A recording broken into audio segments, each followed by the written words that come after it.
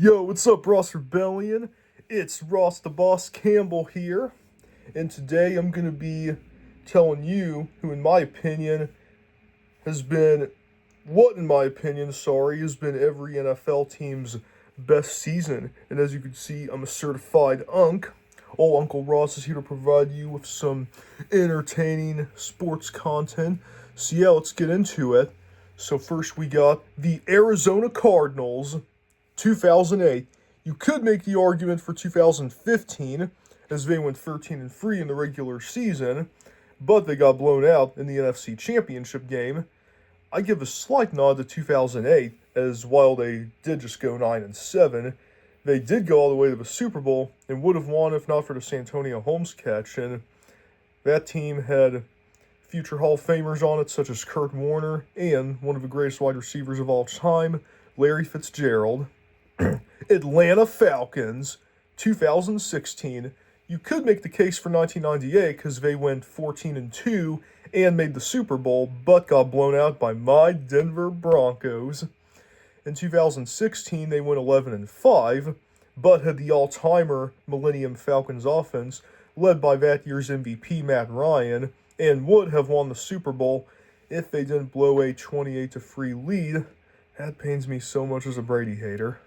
And that team also had Hall of Famer, the future Hall of Fame receiver, also one of the greatest receivers ever in Julio Jones. And Matt Ryan is a potential Hall of Famer. We'll see if he gets in, but yeah. Baltimore Ravens, 2000. This was their first Super Bowl winning season, and they did so with a 12-4 record, led by one of the greatest defenses of all time, starring Super Bowl MVP Ray Lewis, who was an absolute killer on the field and off the field too. And this defense was so good they won a ring with Trent Dilfer of all people as their quarterback. Buffalo Bills, 1990, 13-3, and made their first of 4 straight Super Bowl appearances. They would unfortunately lose to the Giants in that year's big game by just 1 point after Scott Norwood missed what could have been the game-winning field goal. But that team was loaded with legends such as Jim Kelly, Furman Thomas, Andre Reed, and one of the greatest pass rushers of all time, the all-time sacks leader, Bruce Smith. Carolina Panthers, 2015. They went 15-1, led by their MVP Cam Newton, but would fall short to my Broncos in Super Bowl 50. But no shame whatsoever in coming up short to the no-fly zone defense. And that team also had one of the greatest middle linebackers of recent memory who just got in the Hall of Fame this year, in Luke Kuechly. And next is the Chicago Bears, 1985. They also went 15-1, but they won the Super Bowl and are considered to be arguably the greatest team in NFL history, period, led by the goated 46 defense and fittingly scored 46 points in their Super Bowl victory. Cincinnati Bengals. Well, in both 1981 and 1988, they went 12-4, had an MVP quarterback, Ken Anderson, and Boomer Esiason, respectively, and lost to the 49ers in the Super Bowl both times. I'll give the 88 team the slight edge, as that team led San Fran in the fourth quarter before Joe Montana's famous game-winning drive. Cleveland Browns, 1964.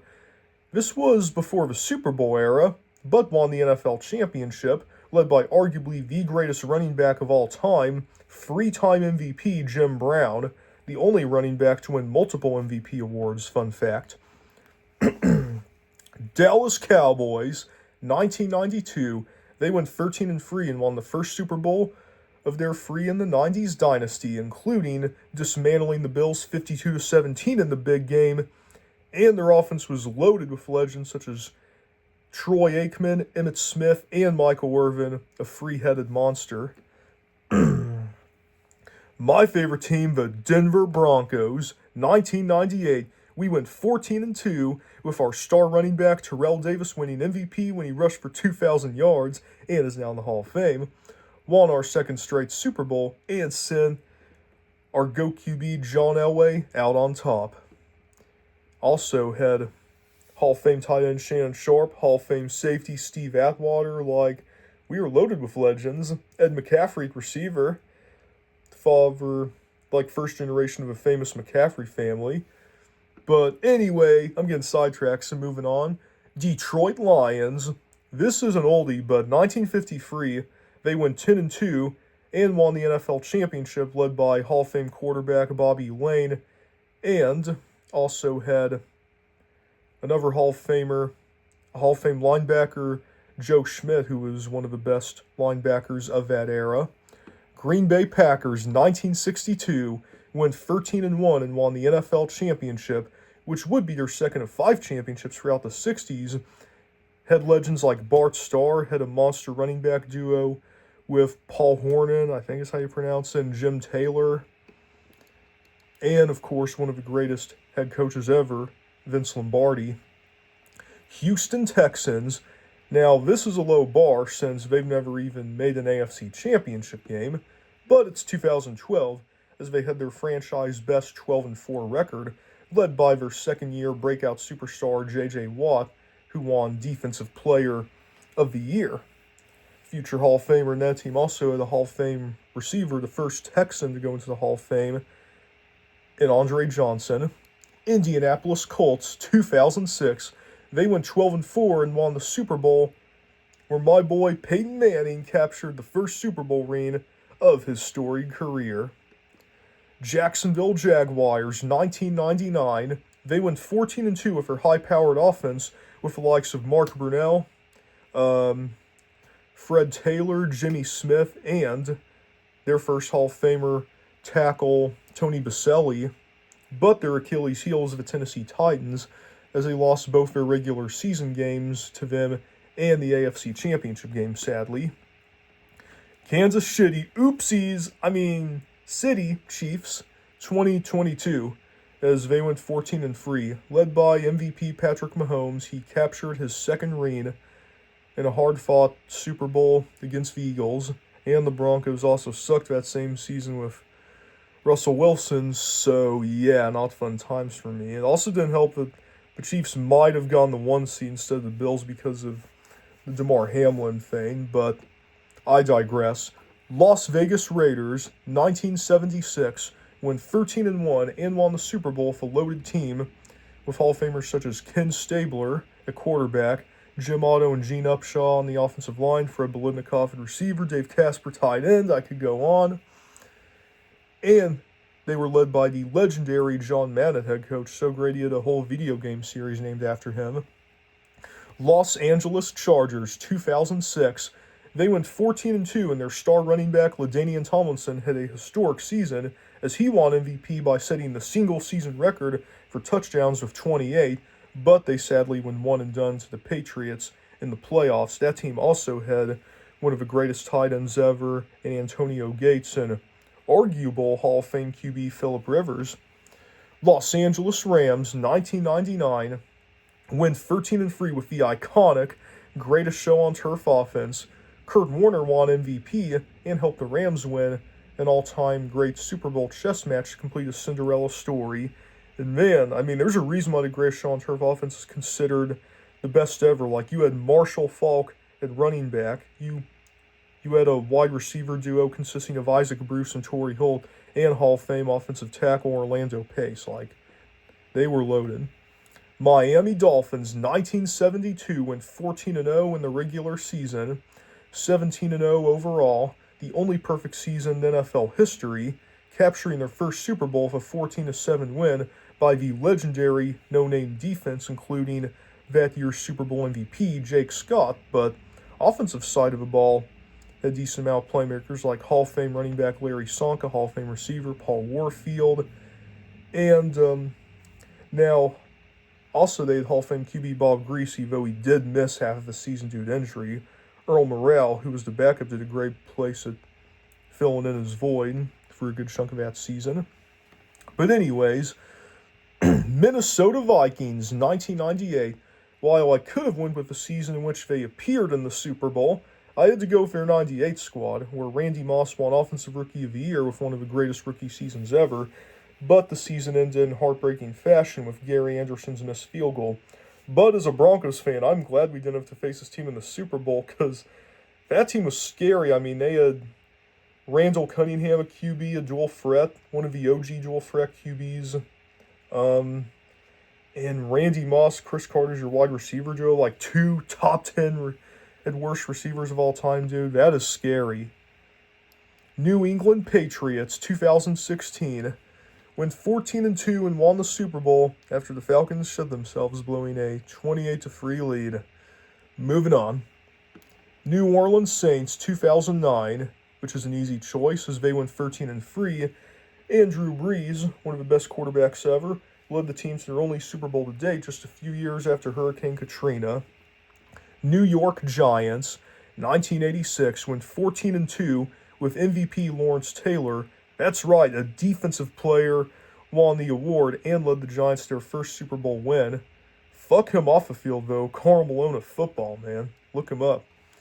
New York Jets, 1968, went 11-3, led by AFL MVP Broadway Joe Namath, with his famous guarantee that helped them upset the heavily favored Colts in Super Bowl III and won Super Bowl MVP.